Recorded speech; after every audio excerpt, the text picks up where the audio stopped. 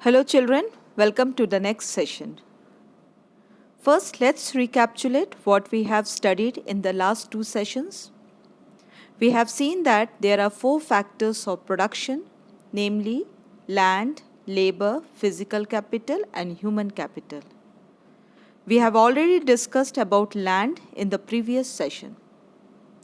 In this session, we are going to start with the next factor of production, that is labor. Children, we know that out of 450 families of Palampur, 240 families cultivate small plots of land. These small farmers cultivate their own fields along with their family members. It means small farmers themselves provide the labor required for farming. Now, medium and large farmers who are comparatively richer than small farmers can afford to hire farm laborers to work on their field. Now, farm laborers come from firstly landless families. We have seen that Palampur village has 150 landless families. Secondly, farm laborers may come from families cultivating small plots of land. As these small farmers do not get adequate income by cultivating their own land. Children, farm laborers do not have a right over the crops grown on the land. They are paid wages by the medium and large farmers for whom they work. Now, wages can be in cash or in kind, that is crops. Other than wages, sometimes laborers get meals also. Wages to these farmers are not uniform and vary widely from region to region, from crop to crop, and from one crop activity to another crop activity, like sowing and harvesting. Children, most of the laborers in farming do not have regular employment. They might be employed by large and medium farmers on daily basis or for one particular farm activity, like for harvesting or for sowing. In some situation, they might be employed for the whole year. As I told you, most of the farm laborers work on daily wages. It means they have to regularly look for work. This creates heavy competition among the laborers for getting work, as the number of laborers is much larger than the work available. And because of this competition to grab the work, laborers even agree to work on lower wages. Children, you know the minimum wages for a farm laborer set by the government is approximately rupees 350 per day. But the actual wages they are able to get is much less than this prescribed minimum wage. In your textbook, you will come across examples of Dala and Ramkhali, the poor laborer facing this situation. Children, because of this situation in villages of UP and Bihar, where poor laborers are not getting work in their villages, they are migrating to states of Punjab, Haryana, Delhi, Maharashtra, Gujarat in search of work in farms. In your textbook, you will find examples of two such villages, Gosaipur and Majoli in North Bihar, where out of total 850 families, 250 men have migrated to other states, as I just mentioned, in search of work. Now we will move to the next factor for production of goods and services, that is capital needed in farming. Children, we have seen that nowadays modern farming methods are used which require large amount of capital. Therefore, a farmer now needs more money to perform farming activities. First, coming to the small farmers, we see that they have to borrow money to arrange for the capital. Now they can borrow this money from large farmers or village money lenders or the traders. Children, these small farmers have to pay high rate of interest on such borrowed money on loans. In your textbook, you will come across an example of such small farmer, Savita. Savita has 1 hectare of land to cultivate wheat on this and on this land she requires minimum working capital of rupees 3,000.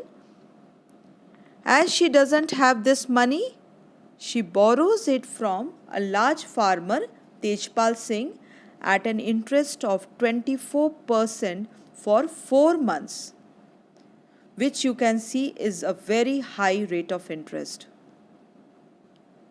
She has to pay not only this high rate of interest, but she has to promise to work on the farms of Tejpal Singh during harvest season at a very low daily wage. Children, you can thus understand the plight of such small farmers who not only work on their farm but have to work on the fields of other large farmers to get loans. For women workers, in addition to farming activities, they have to look after their children and household activities, making the situation even tougher for them. Now coming to medium and large farmers. Most of these farmers have their own saving and they are able to arrange for the capital required for their farming. Now let us see how do the medium and large farmers have their own savings. It is clear from the heading of this slide that this saving is from the sale of surplus farm products. Children, we have seen small farmers do not have surplus wheat or any other crops because their total production is small and major portion of this production is kept by them for their own requirement. But medium and large farmers have large production of the wheat and after keeping a part of it for their own consumption, they sell the surplus wheat to the market. For example, children, in the village of Palampur, Tejpal Singh, who is a large farmer, produces 350 quintals of surplus wheat from his land. So he sells the surplus wheat at the Raiganj market and earns good amount of money. So this money is his saving. Now what will he do with this money? He can keep this money in his bank account and later on use it for lending it to small farmers who are in need of a loan. He can also use this money for his working capital for farming in the next season. And suppose he plans to buy a new tractor, then he can do that using this money. Buying a tractor would increase his fixed capital. Hence, you have seen how medium and large farmers are able to arrange for the capital for farming from their own savings. Now let us look at some of the non-farm production activities in Palampur. Children, some farmers may also use their savings to buy cattle, trucks, or to set up shops. So the savings generated from farming may be utilized by them in non-farm activities. Children, if you remember, 75% people in Palampur are engaged in farming activities and only 25% people are engaged in other activities. Now let us take these activities one by one. Dairying is a common activity in many families of Palampur.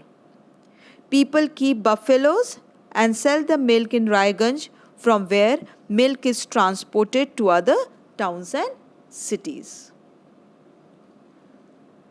Now there are some people who are engaged in manufacturing in Palampur. These manufacturing is not like big factories in towns and cities. It is done on a small scale using simple production methods. And mostly it is done at home using family members as labor. Example, there is a mechanical sugarcane crushing machine. Next, there are some people who are traders or shopkeepers who buy various goods from the wholesale market in the cities and sell them in the village.